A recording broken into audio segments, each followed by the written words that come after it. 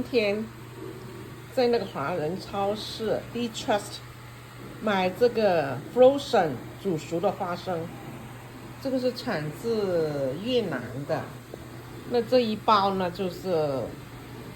5块钱。哎呀，我发现那个比我这边买的所谓的这边的花生煮了好吃哎，特别有花生味，而且特别新鲜。虽然它 frozen 的，但是它是煮熟 frozen 以后再那个出口的。我看这是越南的啊，买回来大概放在外面1个小時，那打開裡面是這樣的，看那個嗰種小黑蓮、榴蓮我哋買過唔好食啊，成水嘅，水水嘅，雖然平嘅，越南空運嚟嘅喎，特價喎，紅肉、柚子買過，好甜嘅。